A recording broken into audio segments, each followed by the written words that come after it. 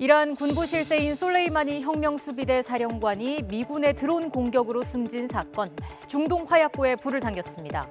이란은 오늘 이라크에 주둔하는 미군 기지에 대한 미사일 공격을 시작으로 작전명 순교자 솔레이마니 복수전에 돌입했습니다.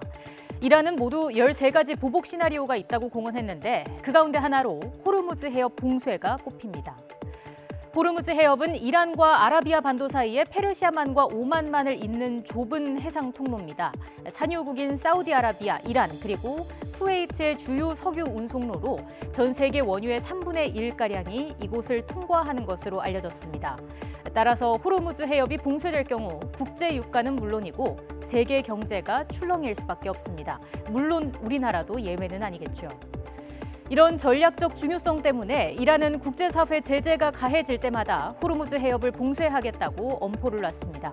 해상 차단 또는 미사일 공격으로 배들이 해협을 지나다니지 못하게 막겠다는 겁니다.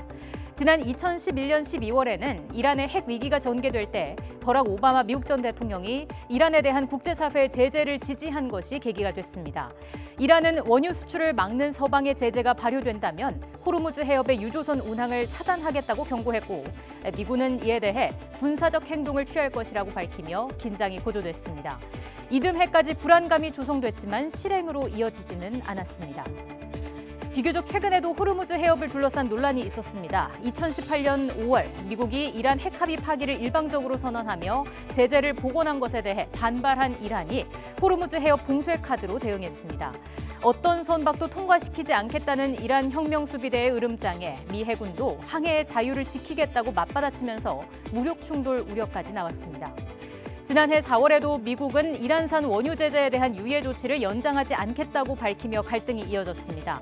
이란의 원유 수출을 막아 돈줄을 끊겠다는 의미로 해석된 미국의 조치에 이란은 강력히 반발했습니다.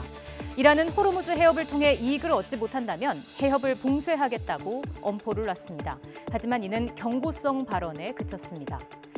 이유가 뭘까요? 이란이 실제 봉쇄에 나설 경우 미국을 비롯한 다국적군과의 전면전을 각오해야 하기 때문입니다.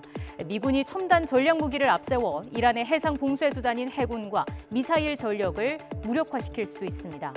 이런 현실적인 한계 때문에 이란은 호르무즈 해협을 실제로 막기보다는 봉쇄 위협을 주요 카드로 활용했습니다.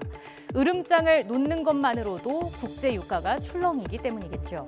하지만 이번에는 이란이 전면전을 각오하고 군사 행동에 나선 만큼 단순 엄포만으로 끝나진 않을 것이라는 우려도 높아지고 있습니다.